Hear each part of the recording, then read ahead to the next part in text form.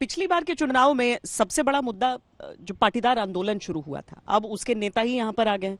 अब एक मुख्यमंत्री पाटीदार है। क्या हम ये समझें कि इस बार बिल्कुल भी वो मुद्दा नहीं है, या फिर है पर चर्चा में उस हिसाब से नहीं है? जी, इस बार पाटीदार अनामत आंदोलन के वक्त जो मुद्दा था, मतलब पाटीदार को अन्याय हो रहा है, आरक्षण मिलना चाहिए, वो सब बातें तो इस बार बिल्कुल चर्चा में नहीं है। लेकिन सबकी निगाहें ये हार्दिक पटेल और अल्पेश ठाकोर पर इसलिए है कि वो लास्ट टाइम कांग्रेस में थे और पाटीदार अनामत आंदोलन के समय अपने अपने समाज के मुख्य चेहरे थे। दूसरा, एक आम आदमी पार्टी के जो सूरत के दो कैंडिडेट है, अल्पेश कथिरिया उसके और उसके प्रदेश प्रमुख गोपाल इटालिया, वो दोनों भी पाटीदार अनामत आंदोलन के समय से ही एक युवा चेहरे के रूप में उभर के आए हैं।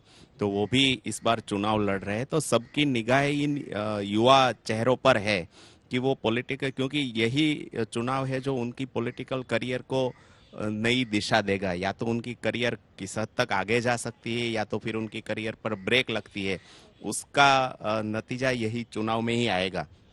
तो निश्चित तौर से सब लोगों की नजर उस पर टिकी हुई है। जहां तक पाटीदार अनामत आंदोलन के इश्यूज का सवाल है, वो मुद्दा आज बिल्कुल नहीं है इस चुनाव में। हालांकि सबसे बड़ी दिक्कत अभी तक जो हमने देखी है ग्राउंड पे, वो यही है कि कोई सेंट्रल नैरेटिव इस चुनाव में अभी हमें देखने को नहीं मिला है। और इसीलिए बार बार भारतीय जनता पार्टी को नरेंद्र भाई मोदी और सन ऑफ सोइल पे जाना पड़ रहा है। और कांग्रेस ने तो अपना पूरा कैंपेन है, वो पूरा लो प्रोफाइल कैंपेन करके कोई बड़ी चुनावी रैलियां की बजाय जो लोक संपर्क है, गांव गांव में जाना, ग्रुप मीटिंग्स करना, विविध समूह के लोगों को मिलना, उस तक सीमित कर दिया है। वैसे अगर हम हाई प्रोफाइल कैंपेन की बात करें जिसमें बहुत शोर होता है, वो तो आपको राज्य के बाहर के लोगों का परसेप्शन भी होता है यहाँ भी। लेकिन अगर आप वाकई डोर टू डोर जा रहे हैं, जिसे साइलेंट कैंपेन कहा जाता है, असर तो वोटरों के मन में वो भी डाल रहा है। बिल्कुल डाल रहा है ना। इसीलिए तो कांग्रेस इस बार और ज्यादातर राजनीतिक विश्लेषक भी इस बार ये सोच रहे हैं कि कांग्रेस ने जिस तरह से साइलेंटली किया है, लोगों के घर घर गए हैं, ग्रुप मीटिंग की है, बड़ा नहीं किया है लेकिन पहुंचे हैं, तो कांग्रेस को जो वहां जाके जो सेंटिमेंट मिले हैं वोटर्स के, उसके ऊपर उनका कॉन्फिडेंस हो, ऐसा इस तरह से लग रहा है। और इसके विरुद्ध जो बीजेपी है, उन्होंने पूरा हाई पिच जो जिस तरह से पहले से हमेशा करते रहे उसी तरह से रखा, तो उनका प्रचार में कोई नहीं। लेकिन आपकी बात सही है कि कांग्रेस इसीलिए लग रहा है, और काफी लोगों को ऐसा लग रहा है कि अगर 77 नहीं पहुंचेगी तो लेकिन इतना बुरा भी हाल नहीं होगा जितना बीजेपी के जो मीडिया ये मैनेजर, कैंपेन मैनेजर्स है, वैसा सोच रहे हैं और जो बात कर रहे हैं कि बहुत कम हो जाएगी और बीजेपी की इतनी आएगी। पूरा ऐसा नहीं होगा, इस तरह का एक माहौल लग रहा है। और दूसरा ये है कि जैसे थर्ड पार्टी है, बार बार ये बात होती ही रहती है, हमेशा होती रहती है कि तीसरे पक्ष का कुछ यहाँ रहता नहीं है। लेकिन उसके साथ ये भी सोचना, क्योंकि क्या है, पिछली बार बहुत सारी जो जीत थी बीजेपी की, सीट्स की जीत थी, वो बहुत कम थी, मार्जिन कम था। अगर उस पर जो आम आदमी पार्टी थोड़ा सा भी नुकसान करते हैं, जहां कहीं भी नुकसान करते हैं, तो ये पूरा मामला बिगड़ सकता है।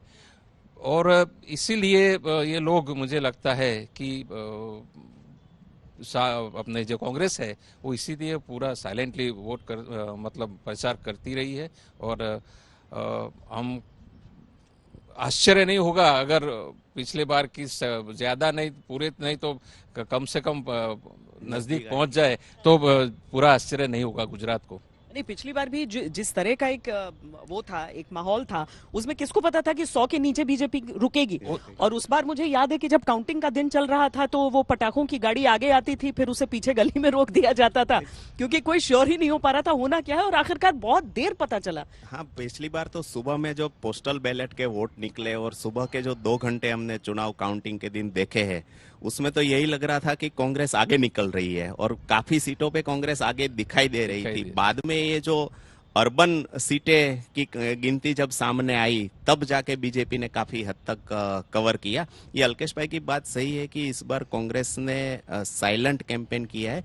वैसे भी आप देखो ना, 1995 से आज तक गुजरात में एक जनरल परसेप्शन ये रहा है कि कांग्रेस खत्म हो जा रही है, लेकिन जो स्टेटिस्टिक्स है वो ये दिखा रहे हैं कि गुजरात को आफ्टर 1995 हर एक असेंबली इलेक्शन में औसतन 35% से ज्यादा वोट मिल रहे हैं। मतलब नरेंद्र भाई जब गुजरात में थे और उनका पीक था गुजरात में, तब भी कांग्रेस 35% से ज्यादा वोट, मतलब उनका। और अमित शाह ने खुद ने अपने कई इंटरव्यूज में ऐसा कहा है कि हमारी मुख्य स्पर्धा है वो कांग्रेस से है, क्योंकि गुजरात में कांग्रेस का एक वोट बेज आज भी है।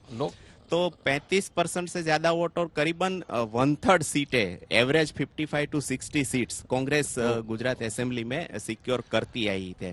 तो इस बार आम आदमी पार्टी की वजह से उनमें कोई फर्क पड़ता है या नहीं पड़ता है, या तो वो कांग्रेस को कितना डेंट कर पाएगी या बीजेपी को डेंट करेगी तो कांग्रेस को फायदा होगा या नहीं, वो सबसे बड़ा मतलब देखने की चीज होगी इस इलेक्शन में। वाकई मतलब जब भी एक तीसरा कैरेक्टर आता है कहीं पर भी, तो वो डेंट किसको कर रहा है वो ज्यादा इंपॉर्टेंट वो ज्यादा इम्पोर्टेंट है, वो किस विचारधारा के साथ और क्या क्या मुद्दे लेकर आते हैं। मुद्दे कर तो भी रहा है, कर भी रहा है, हाँ। बिल्कुल कर रहा है कि ये इस चुनाव कम से कम इस बार इतना तो होगा कि 8 तारीख के बाद जो भी रिजल्ट आएंगे उसमें आप मीडिया को, विश्लेषकों को, सभी को ये देखना होगा कि ये कितना डेंट किया।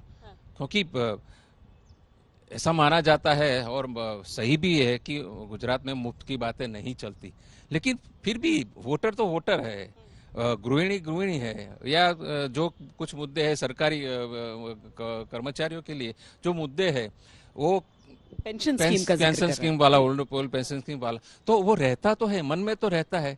तो अगर आपको एक बहुत बड़ा तबका पूरा का पूरा उस तरफ नहीं चले जाए, फिर भी कुछ लोगों को हमेशा ये रहेगा। और इसीलिए हम, आप देखिए, थोड़ा सा सोशल मीडिया पर आप देखेंगे ना, तो बीजेपी के जो हार्डकोर वोटर्स है, जो वो उसको ऐसा ही मानते हैं कि यही रहना चाहिए, वो लोग भी शंका कर रहे हैं कि ये क्या होगा, ये इसने इसकी मुफ्त की बातें की है।